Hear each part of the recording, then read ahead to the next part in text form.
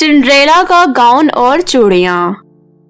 संपूर्ण परीलोक जश्न में डूबा हुआ था क्योंकि परीलोक की रानी फ्लोरा ने एक प्यारी सी बच्ची को जन्म दिया। रानी परी ने अपनी बच्ची का नाम रखा सिंड्रेला। सिंड्रेला दिखने में सभी परियों से सबसे अलग थी क्योंकि उसके झील सी नीली आंखें और सुनहरे बाल थे। समय बीतने के साथ सिंड्रेला की खूबसूरती और बढ़ती गई। सभी परियां बस सिंड्रेला की खूबसूरती की तारीफ किया करते थे। उसकी खूबसूरती की चर्चा दूसरे लोगों तक फैले हुए थे।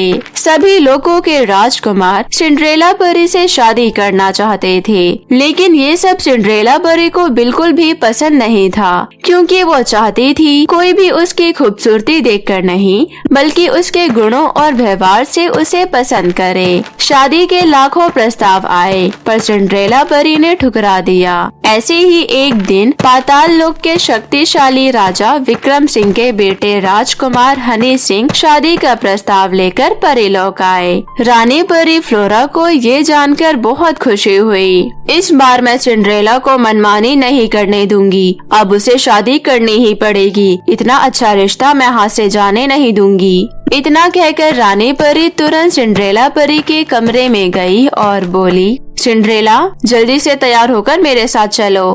क्यों माँ, इतने सुबह सुबह हमें कहाँ जाना है? बेटी, दरअसल आज सभा में पाताल लोक के शक्तिशाली राजा के बेटे हनी सिंह के साथ तुम्हारे विवाह की घोषणा करने जा रहे हैं। नहीं माँ, मैं ऐसे इंसान से शादी नहीं कर सकती जिसे मैं ठीक से जानती तक नहीं। ये तुम क्या कह रही हो? माँ, प्रेम और विवाह खूबसूरती से नहीं होता, ये तो दिल से होता है। और मैं उस इंसान से कैसे शादी कर सकती हूँ जो मुझसे बिना मिले, बिना मुझे जाने, बस मेरी खूबसूरती देखकर मुझसे विवाह करना चाहता है। मेरे पास तुम्हारे ये फालतू के तर्क वितर्क सुनने का वक्त नहीं है। मैंने फैसला कर लिया है, तुम्हारा विवाह हनी सिंह से होकर रहेगा, समझी? तब सिंड्रेला परी मन ही मन सोचने लगी, फिर बोली, ठीक है, मैं तभी शादी करूंगी जब मेरी एक शर्त आप पूरी करोगी। ठीक है, तुम्हारी सभी शर्तों को पूरा किया जाएगा। बोलो, तुम्हारी क्या शर्त है? मुझे ऐसा गाउन चाहिए जो जंगल की 1000 चीजों की बनी हो, वो भी बिना किसी पशु पक्षी पेड़ पौधों को हानि पहुंचाई हुई। ठीक है, तुम्हारी ये इच्छा पूरी की जाएगी। रानी परी ने परीलोक के सबसे गुणवान पोशाक बुनकरों को बुलाया और उन्हें सारी बात समझा दी। इधर सिंड्रेला परी को लगा कि उसने किसी असंभव सी चीज की मांग की, इसलिए अब उसे हनी सिंह से शादी नहीं करनी पड़ेगी। ये सोचकर सिंड्रेला मन ही मन बहुत खुश होने लगी। पर आप इसे जादू कहे या चमत्कार, बुनकर गाउन बनाने में कामयाब हो गए और गाउन बनकर तैयार हो गया।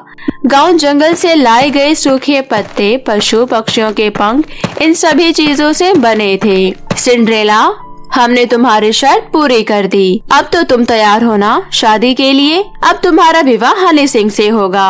पर माँ, मुझे थोड़ा समय चाहिए। बस बहुत हुआ, अब तुम्हारी मनमानी नहीं चलेगी और कल ही तुम्हारी शादी होगी। पर माँ, मेरी बात तो सुनो, मुझे कुछ नहीं सुनना। ऐसा कहकर रानी परी गुस्से में वहाँ से चली गई। इधर सिंड्रेला बहुत परेशान हो गई क्योंकि वो किसी भी हालत में ऐसे इंसान से शादी नहीं करना चाहती थी जिसे वो जानती नहीं। इसलिए सिंड्रेला ने परीलोक छोड़ने का फैसला कर लिया। मुझे माफ कर देना माँ, एक दिन आप मुझे जरूर समझेंगी। इतना बोलकर सिंड्रेला अपनी चमचमाती हुई गाउन को छोड़कर उसी साधारण गाउन को पहना जो बुनकरों ने बनाया था और अपने चेहरे पर कालीख लगाकर पूरी तरह अपना वेश बदलकर चंद्रलोक पहुँची। वहाँ पहुँचकर सिंड्रेला जंगलों में यहाँ वहाँ भटकने लगी। फिर वो थक हार कर एक पेड़ के नीचे सो गई। इतने में वहाँ से चंद्रलोक के राजकुमार चार्ली अपने कुछ सैनिकों के साथ जा रहे थे। तभी राजकुमार की नजर सिंड्रेला पर पड़ी। इतने घने जंगल में उस पेड़ के नीचे कौन लेटा हुआ है? ये जंगल खतरे से खाली नहीं। राजकुमार सिंड्रेला के पास गए और उसे जगाया। सुनो लड़की, तुम इस घने जंगल में क्या कर रही हो? मेरा कोई नहीं है और न ही मेरा कोई घर है, इसलिए मैं इस जंगल में रहती हूँ। मैं चंद्रलोक का राजकुमार हूँ। तुम हमारे साथ महल में चलो, वहाँ तुम्हें कुछ न कुछ काम करने को मिल जाएगा।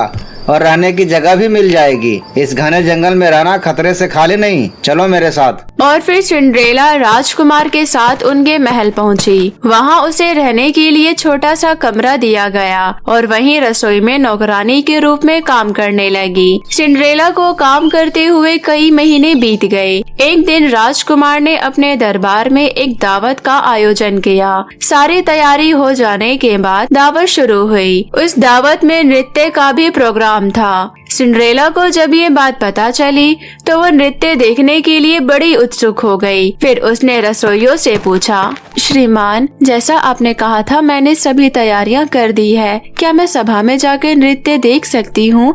मैं वादा करती हूँ मैं जल्दी आ जाऊंगी। कृपा करके मुझे जाने दीजिए। ठीक है, पर तुम आधे घंटे में वापस आ जाना। रसोई कितना गंदा पड़ा है, जल्दी से आकर रसोई अच्छे से साफ कर देना। धन्यवाद आपका, मैं जल्दी आ जाऊंगी। सिंड्रेला अपने कमरे में गई और उसने वो साधारण गाउन बदला और अपने चेहरे और हाथों से कालीक पोंछकर तैयार होकर सभा में चली गई। जैसे ही वो सभा में गई, हर कोई उसकी सुंदरता को देखकर अचंभित हो गए। राजकुमार चार्ली ने सिंड्रेला को देखते ही उसे अपने साथ नृत्य करने के लिए कहा। सिंड्रेला ने राजकुमार के साथ नृत्य किया। जब आधा घंटा बीत गया तब सिंड्रेला सभा छोड़कर अचानक गायब हो गई और फटाफट अपने कमरे में जाकर पुराना गाउन पहन लिया और अपने चेहरे पर कालीक लगाकर वापस रसोई में काम करने चली गई। श्रीमान, मैं वापस आ गई हूँ। अब मैं जल्दी से रसोई साफ कर देती हूँ। नहीं, अभी रुक जाओ, पहले तुम राजकुमार के लिए सूप बना दो। ठीक है श्रीमान। सिंड्रेला ने राजकुमार के लिए सूप बनाया और जब राजकुमार ने जैसे ही वो सूप पिया वो बहुत ही खुश हुआ क्योंकि उसने इतना स्वादिष्ट सूप पहले कभी नहीं पिया था। फिर राजकुमार ने रसोइयों को बुलाया। इतना स्वादिष्ट सूप क्या तुमने बनाया था? नहीं राजकुमार, ये सूप मैंने नहीं, रसोई में काम करने वाली नौकरानी ने बनाया है। उसे तुरंत यहाँ बुला कर लाओ। रसोइया सिंड्रेला को लेकर राजकुमार के पास गया। क्या ये सूप तुमने बनाया है? हाँ राजकुमार। बहुत खूब, सूप बहुत ही स्वादिष्ट था। अब से मेरे लिए तुम ही खाना बनाओगे। और हाँ, ये मेरी तरफ से तुम्हारे लिए छोटा सा इनाम, ये सोने की चूड़ियाँ, इसे पहन लो। उस दिन के बाद से राजकुमार के लिए सिंड्रेला नित्य खाना बनाने लगी। सिंड्रेला के द्वारा बनाए गए हर पकवान बहुत ही स्वादिष्ट होते थे। एक दिन राजकुमार ने सिंड्रेला से कहा, सिंड्रेला, मैं तुम्हारे गुणों से बहुत ज्यादा प्रभावित हूँ। मुझे तुमसे प्रेम हो गया है और मैं तुमसे शादी करना चाहता हूँ। नहीं राजकुमार, ऐसा नहीं हो सकता। मैं एक गरीब बदसूरत नौकरानी हूँ और आप चंद्रलोक के राजकुमार, ये असंभव है। जहाँ प्यार होता है वहाँ खूबसूरती अपने आप नजर आने लगती है। मुझे कोई फर्क नहीं पड़ता कि तुम एक नौकरानी हो, मैं तुमसे विवाह करना चाहता हूँ। सिंड्रेला समझ जाती है कि उसका जीवन साथी यही है जो उसे बिना जाने बिना किसी खूबसूरती के बस उसकी कला को देखकर उसे प्रेम करता है। सिंड्रेला ने खुशी से विवाह के लिए हाँ कर दिया। राजकुमार ने इसी खुशी में महल में दावत का आयोजन किया। सिंड्रेला फिर से पुराना गाउन बदलकर अपने असली रूप में आकर सभा में गई और राजकुमार के साथ नृत्य करने लगी। नृत्य करते समय राजकुमार की नजर उसके हाथों पर गई। उसने वही चूड़ियां पहनी हुई थी जो उसने सिंड्रेला को दी थी। राजकुमार को आभास हो जाता है कि हो ना हो इस लड़की और उस नौकरानी में कोई ना कोई समानता तो जरूर है। कुछ देर बाद सिंड्रेला वापस कमरे में आकर अपने पुराने रूप में वापस आ गई। दावत खत्म होने के बाद राजकुमार सिंड्रेला को अपने पास बुलाते हैं। सिंड्रेला, मुझे सच सच बताओ, तुमने जो चूड़ियाँ पहनी है यही चूड़ियाँ मैंने अभी कुछ देर पहले सभा में नृत्य करने वाले लड़की के हाथों में देखा था।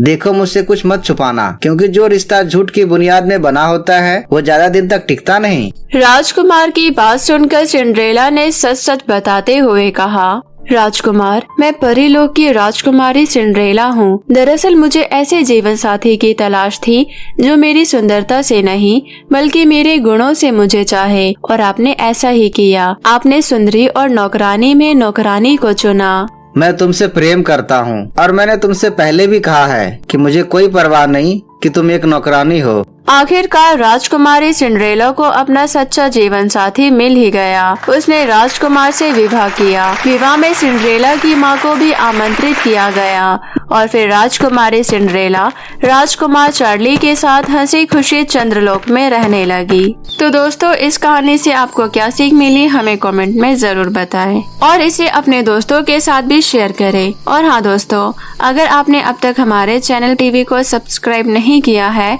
तो जल्दी से नीचे लाल बटन दबाकर अभी सब्सक्राइब कर ले, ताकि आपको ऐसी ही और नई मजेदार कहानियाँ देखने को मिल सके। तब तक आप अपना ध्यान रखें। धन्यवाद।